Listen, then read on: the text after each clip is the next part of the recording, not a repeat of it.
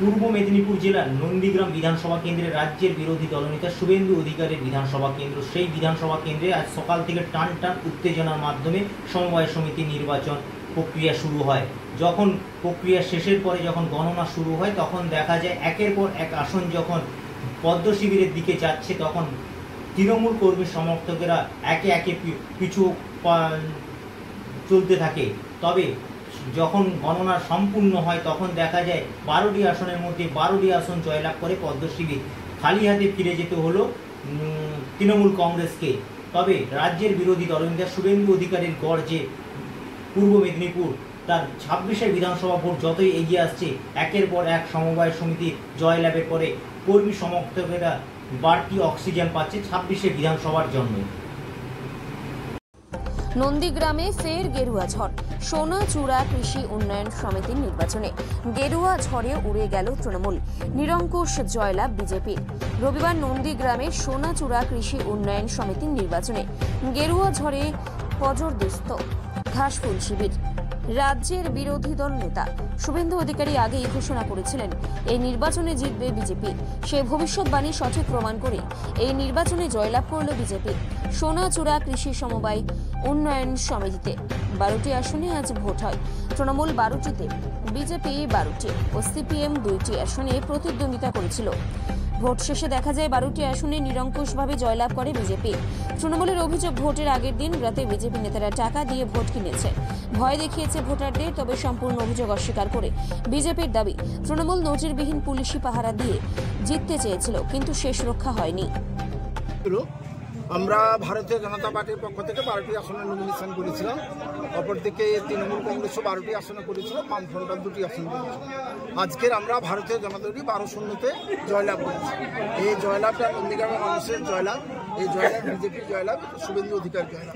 আরেকটি কথা তার সঙ্গে বলে রাখি, 27শে আগস্ট গড়চক্রুড়া সমবায় সমিতি, ওখানে তৃণমূল কংগ্রেস জয়লাভ করেছিল। মাইনরিটি ভোটার সংখ্যাটা হিন্দু ভোটার থেকে অনেক বেশি ছিল, যেন তৃণমূল ভেবেছিল গোটা পশ্চিমবাংলা তারা জয়লাভ করে নিচ্ছে। আমরা বলেছিলাম নন্দীগ্রামে মাটি বিজেপির মাটি, শুভেন্দু অধিকারীর মাটি।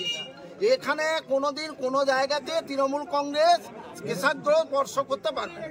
এই কারণে 12-0-তে তৃণমূল কংগ্রেস হেরেছে। সব জায়গা হারাবো, বিধানসভাতে রেকর্ড ভোটের ব্যবধানে হারাবো।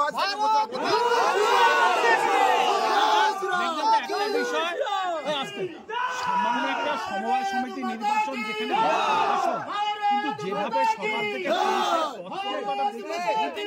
তৃণমূল কংগ্রেসে সব নেতাদের পাহারা দেওয়ার জন্য রাজ্যের যত পুলিশ ছিল, এখানে রাজ্য সরকার তৃণমূল কংগ্রেসের নেতাদের পাহারা দেওয়ার জন্য পাঠিয়েছে, যাতে করে বিজেপিকে না ভোট দিতে দেওয়া হয়। নজিরবিহীন পুলিশ আপনারা দেখেছেন, এত পুলিশ একটা সমবায় সমিতি নির্বাচনে নজিরবিহীন পুলিশ ব্যবস্থা করেছে, শুধু কেবলমাত্র এখানকার তৃণমূল কংগ্রেসকে তারা সেফগার্ড দেওয়ার জন্য এই সমস্ত পুলিশের ব্যবস্থা। বেশ কয়েক মাস পরেই হচ্ছে বিধানসভা নির্বাচন, এবং এই সেই সোনাচূড়া যেখান থেকে 2007-এর আন্দোলনটা প্রায় এখান থেকে দানা বাঁধতে শুরু করেছিল। কি মনে করছেন এই যে আজকের ফলাফল বিধানসভা কতটা এগিয়ে যাবে? দেখুন, সোনাচূড়া মাটি আন্দোলনের মাটি, বিজেপির মাটি, সেটা লোকসভা নির্বাচনে, গত লোকসভা নির্বাচন, বিধানসভা নির্বাচনে সোনাচূড়া থেকে আমরা প্রচুর ভোট পেয়েছিলাম ভারতীয় জনতা পার্টি। আবার আগামী 26 সালে যে বিধানসভা নির্বাচন আছে, সবচেয়ে সোনাচূড়া থেকে আমরা ভারতীয় জনতা পার্টি সবচেয়ে বেশি লিড পাবো।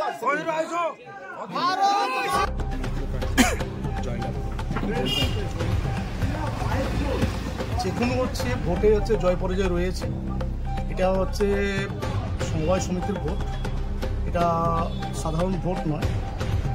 যারা ভোট দিয়েছে তাকে ভালো মনে করছে তাকেই দিয়েছে। তবে আমরা আশাবাদী ছিলাম যে লড়াইটা হবে এবং আমরা জিতবো। তো আমরা দেখলাম যে হাড্ডাহাড্ডি লড়াই হয়েছে, কেউ কাউকে ছেড়ে কথা বলে। তো শান্তিপূর্ণভাবে ভোটটা হয়েছে, আমরা যেটা চেয়েছিলাম সেটা কিন্তু হয়েছে। কিন্তু আমাদের কাছে একটা খবর রয়েছে, রাতে অন্য করে হচ্ছে টাকাতে ভোট দেওয়া হয়েছে, এটা হচ্ছে সবচেয়ে বড়। বিজেপির তরফ থেকে একটা অভিযোগ করা হচ্ছে যে পুলিশ প্রশাসনকে দিয়ে শাসক দল আজকে ভোটটাকে কবজা করতে চেয়েছে। শুধু সোনাচূড়া নয়, সমস্ত পশ্চিমবাংলার যত জায়গায় ভোট হচ্ছে পুলিশ প্রশাসন নিয়েই ভোট হচ্ছে। যারা পুলিশ প্রশাসনকে দিয়ে আপনারা জিততে চেয়েছেন এমন একটা অভিযোগ করা হচ্ছে। না না না, এটা হচ্ছে একদমই ভ্রান্ত ধারণা।